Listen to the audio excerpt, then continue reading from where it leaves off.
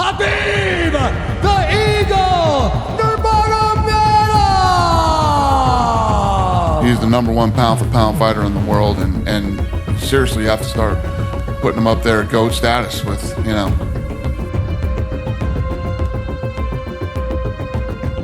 This is not about love.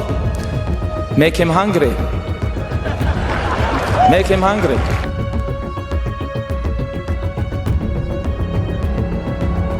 He is one of the toughest human beings on the planet. You lose your fire leaves you, your focus leaves you. You know, like, can I have seconds? You can't have seconds. I just want to say, first of all, Alhamdulillah, thanks God. You know, a lot of people underestimate one thing. When they become famous, when they become rich, when they become success, they all beginning to talk about, oh, you know, this is because of my mindset, this is because of I work hard, this is because my business mind is very smart, you know.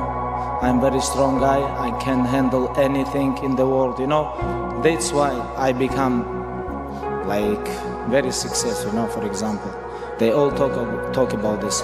But what about other millions and millions people around the world who work so hard, but they don't have this position, what I have? It's when this is test from Allah. This is test from God. He give you this. He wanna test you how you're gonna handle this, you know. And don't make this mistake, guys. Everything come from God, you know.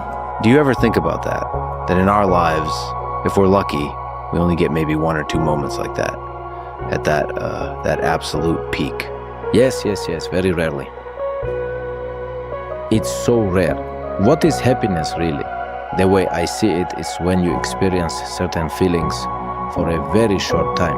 You can't be constantly happy, like you achieve something and then you're happy for years. It just doesn't work that way. The Almighty didn't build us that way. You get there, even when you become a champion and you fully feel that moment, you win.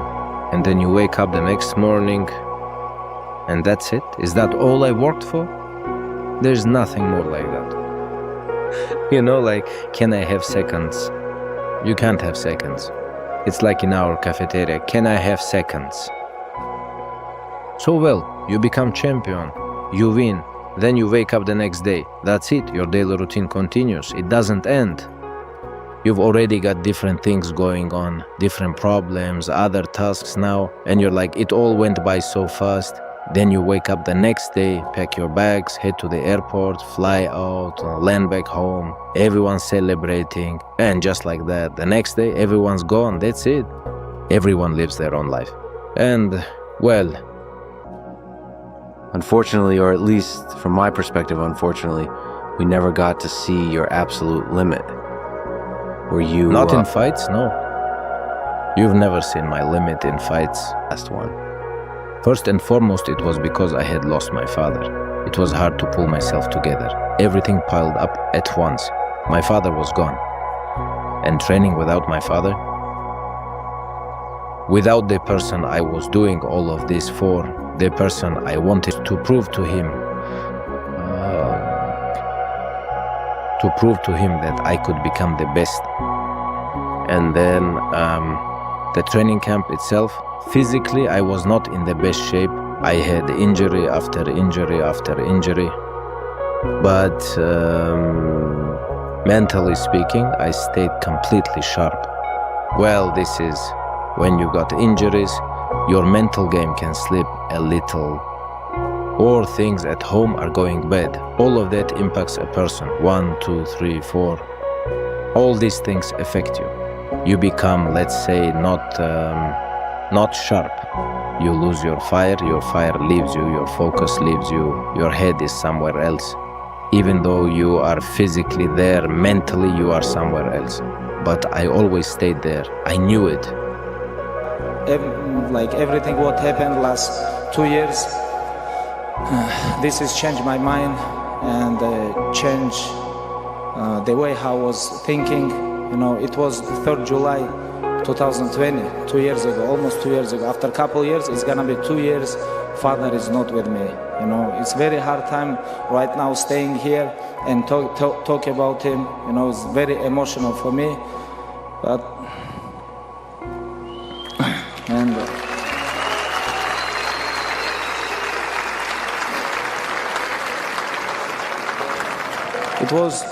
I have very good amateur career. I become 2-time Russian champion, 2-time world champion in combat sambo. I was compete everywhere. I remember when I grew up, father make me compete like freestyle wrestling, Greco-Roman, pancration, grappling, amateur MMA, combat sambo. Even he make me like wrestle with the bears. You know, this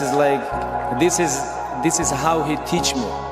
This is how he tried to teach me, because he always tell me, when you're gonna go to big arena, you can handle any pressure. You can handle any pressure when you go to the big arena. But right now you have to work hard. And I remember when I asked him when I was young, I was very young, maybe like 6, 7 years old. I remember it was like a lesson for all my life. I asked him money. He said, okay, I'm gonna give you money, but you have to deserve this. You think I'm gonna give you everything what you want? No, you have to deserve this.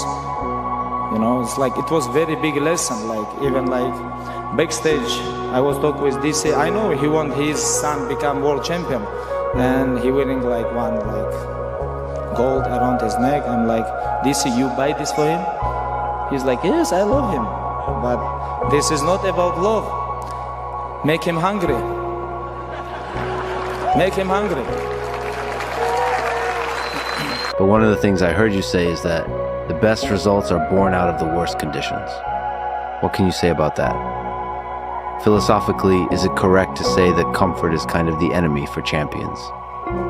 It depends on the sport. For example, let's say in football, you have to have conditions. You can't really play if there is practically no field. Of course, you can play in the dirt, and it happens sometimes. You can start there, but when you are 10 or 12 years old, you already have to be at a certain level. You must have conditions. But if we look at our sport, then what is the most important thing? The coach. You also need sparring partners who will push you in the gym, as they say, right? And you need the mats. Our sport is not expensive. You just buy your wrestling shoes, singlets, shorts, a t-shirt, and if there's a mat, you wrestle, you become a champion, you fight. But when you live too well, let's say, you're never in need. For example, you were born into a wealthy family and you already have everything. Would that same wealthy father, would he force you to do such a brutal sport? A sport where you come home every day with injuries, where you come home with an exhausted body, you come home with bruises. Would he really do that? That's the question. And the kid himself, who lives a life of luxury, would he even want to do this? When we look at it statistically, the answer is no. This is where you need that hunger. You have to be in a position where you are truly in need. I tore my ACL. This is like crazy injuries. This is like very bad injury. I tore my ACL. After that, I tried to come back. Almost 1 year, I recovered. Tried to come back. I torn again ACL. 1 more year. After that, I tried to come back again. I broke my ribs half year. It's like, and it was very difficult time for me. I remember when I was talking with my father, maybe it's like, maybe I should like retire it. What do you think? Like, because I'm tired again, surgery, And he said like, if you wanna give up, you can give up. This is your choice. You can do whatever you want. But how you gonna give up? Like, so many years we were working together, like, and you like only 26 years old. I remember myself when I was 26 and 33. This is too different. Like my prime time, it was 32, 33. Your time's gonna come, but you cannot give up, And this give me like crazy motivation. I never give up. I never even remember I give up in training, top, or like in amateur career, professional career, in the gym. Never in my life. A lot of people ask me, you proud of something? I'm very proud of. I never give up. Thank you so much.